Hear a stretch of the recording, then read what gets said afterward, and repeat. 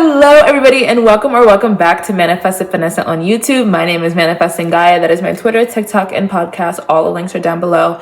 And my affirmations list email is down below. And today I have 5 signs that you have a low self-concept, because a lot of y'all need this video. I've been on YouTube for too long. You have been subscribed to me for too long. You have been watching me for too long for your self-concept to still be this bad. You shouldn't be able to relate to this video. But if you do, work on your self-concept. Sign number 1 is you accept things or do things out of desperation or not feeling good enough. Whether it's like treatment in situations, like you accept getting treated bad by like a boss or by like a friend because you're scared that if you don't have this friend in your life, you'll never have more friends, or you can't stand up to this boss because they're in control of my money, or, you know, somebody got the apartment I want and I've wanted that apartment for so long, but I guess I'll look for one in a different neighborhood, or the school told me no and it's my dream school, so I guess I'll go apply to a school that I don't even want to go to. You have a low self-concept because you shouldn't be accepting things you don't want. You shouldn't be willing to live an unfulfilling life because you don't want to fight for the things you want. But since your self-concept is low, you can't even fathom the idea of things going good for you. You can't even fathom the idea of things working in your favor. Like, it's not surprising that you didn't get the apartment. Like, of course I didn't get the apartment. Of course you didn't get the apartment because you didn't think you would. You see how your beliefs are connected to your experiences? You cannot experience something that you don't think you can have, you don't think you deserve. You're not even expecting it. Like, you don't even, like, it's not even surprising to you when you get rejected. Like, if somebody tells me no, I'm gonna be like, first of all, who are you talking to? Second of all, give it a couple of days, give it a couple of minutes, a couple of hours, a couple of weeks, whatever. You're going to be right back telling me yes. You're going to be screaming yes at my face. Yes, yes, yes. It's not your job to sit here and say, well, they said no. How are they going to change? Okay, well, they got my apartment. How am I going to get it? Okay, they could be moved out. Maybe they don't like it. Maybe there's an extra one that opened up. Maybe they lied on their application. Like, there's so many ways, okay? But as long as you don't work on self-concept, you'll never see things working out for you. You'll never see things, you being up here and the things you want being down here. And why would you? Like, if you don't think you're good enough to not get ghosted, then why would you not get ghosted? Or if you don't think you're good enough to not live paycheck to paycheck, you're not just gonna want to not live paycheck by paycheck and have that be enough. You're gonna have to reprogram your mind because you are living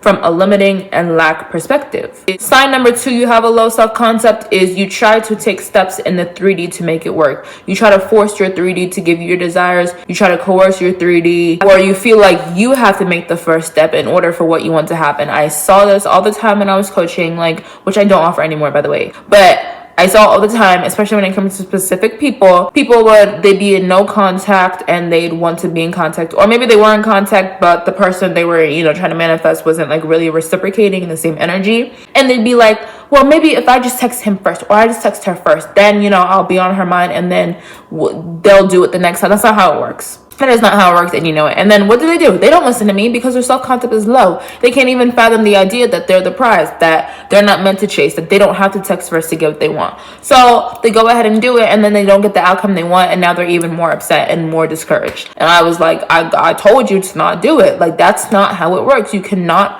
force.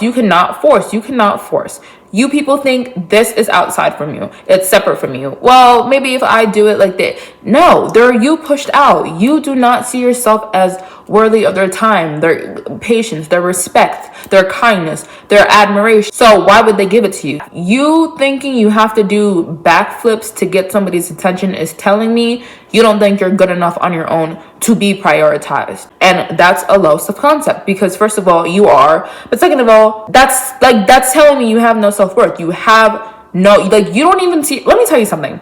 If you cannot even see yourself as a priority, like, if I wasn't me, I would want to be my friend. If I wasn't me, I would be my partner. If I wasn't me, I would take me on dates because I'm that beautiful, I'm that amazing, I'm that entertaining, I'm that fun, I'm that attractive. First of all, how can somebody see you like that? Because again, everybody is you pushed out. But also, why would you expect somebody else to? And even if somebody did, even if you saw yourself as second place to every single person on this planet, and somebody came in your life and said, I think you're the most beautiful person, like, I don't care what you think about yourself, I'm telling you, you'd be like, no, I'm not. Just like how somebody tells you, oh my God, you're so pretty, and like, no, I look so ugly today. You're always gonna win. What you think about yourself is always gonna prevail over everybody else's opinion, which is why I need you to start telling yourself good stories. I don't care if you think it's stupid.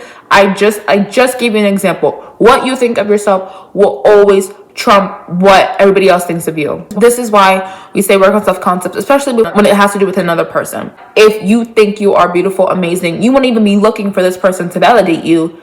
But it's not even about the specific person. It's not about the job. It's not about the money. It's literally about you cannot spend the rest of your life forcing things, trying to get people, oh, I need them to see me as perfect.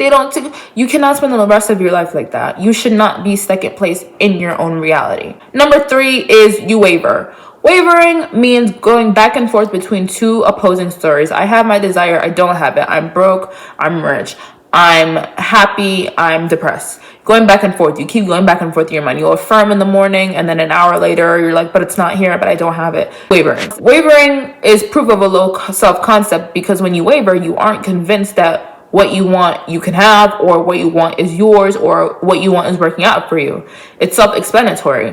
What is dominant in your mind is what manifests. And if you're wavering, you don't have a certain story dominant in your mind. And if you don't have a certain story dominant in your mind, you are not believing in your ability to create. And if you're not believing in your ability to create, it's because you can't, because you don't see yourself as powerful enough to create, or you don't see yourself as worthy, or you don't see this as possible of happening. So you have to work on those beliefs, because nobody is saying that to you. You are telling yourself that. So you're going to have to start implementing new stories of, no, what I want is the story. What I want is manifesting. What I want is possible. I deserve this. I am this. I own this. I live this way. I have this much money. Like, that is what you're doing. So if you're wavering, work on self-concept, because when you have one dominant belief system that says, I am in control, I get what I want, there's no reason to waver. Even if you don't think you can have this certain dollar amount or this specific person, it's like, well, if I'm in control of my reality, that's contradicting. Like I said, you cannot believe in two opposing stories at the same time. How can you be in control of every single thing but not be able to get this certain desire? Doesn't make sense. And if your self-concept is strong, it will always override the little lingering beliefs that still tell you otherwise. Sign number 4 is you consistently, the only thing you're consistent in is giving up on your manifestations, especially when it's because of time. It's been this long, it's been 10 months, it's been 3 months, it's been 3 years, it's been 25 years. Yeah, of you wavering, of you not having a good self-concept. If you are giving up on your desire, you are giving up on yourself, you're saying, I don't work, I can't change. You can change, but you're lazy. And if you're more willing to give up than you are to change what's going on within yourself, you're not willing to take accountability. And if you're not willing to take accountability, you're not going to get anywhere. Not even a manifestation, literally anywhere in life. Stop. Things are not happening to you, they're happening through you. If you want change in your reality, giving up is not the answer. Self-concept is the answer. Change your beliefs. Stop giving up because it's been 20 months. Here's what I do when it's been a noticeable amount of time and I'm like, all right, something's wrong. I take a step back. I restart from the bottom.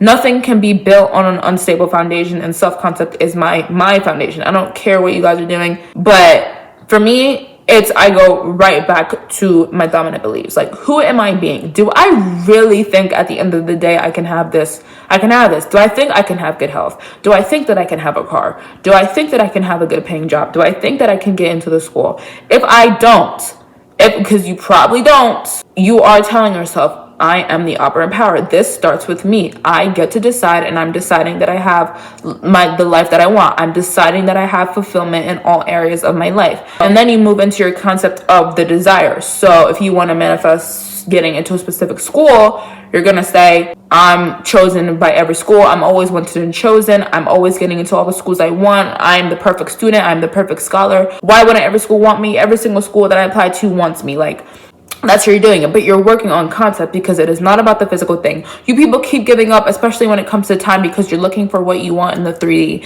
And the second you understand that you will not experience anything in your 3D that you have not experienced in your imagination, you have not experienced being the version of you that has what you want. Because if you did, you would see it as possible. So if you can't even see yourself as capable because of your low self-concept, you're not going to experience it in the 3D. That is why it is not here, because you do not allow yourself to experience it in your mind for more than 2 seconds without complaining, for more than 2 seconds without wavering, for more than 2 seconds without doubting. And the last sign you have a low self-concept is you keep complaining about no movement. You let no movement discourage you. You keep looking for movement. You're letting movement validate whether you're making progress or not. First of all, if you keep saying, I'm not seeing movement, it's been this long and nothing's changing, that will reflect. What you are saying, what you believe dominantly is what is going to reflect. Second of all, movement does not dictate anything. Movement is a natural occurrence of the change in you. The more you change yourself, the more your reality has to change. Movement shouldn't be this surprising thing. Oh my God, I'm getting movement. That means you're changing. The next point is your 3D is looking to validate you. Your 3D is always validating you. If nothing is changing, the fact that you're even noticing that tells me that you have a low self-concept and you are focused on the wrong freaking thing. But it is looking to validate you. So waiting on movement in the 3D is the equivalent of me standing in front of this camera or a mirror with a white shirt and waiting for it to change completely black. You're gonna look forever with no movement. I can stand here forever wondering when is this shirt gonna change, and it never will. Because the mirror only validates what I am. If I'm not in a black shirt, why would it show me a black shirt? This isn't magic. It's not a magic mirror. It is a regular reflection of everything that I have in front of it. Change your self-concept. And then y'all always ask, like, well, if I change my self-concept, will a specific person come? You are completely missing the point. Stop doing stuff for your desire. Stop doing stuff for the 3D. Stop doing stuff for outside of you. I don't care. I don't care. Why do you care? Why do you care more about having this thing than feeling good about yourself?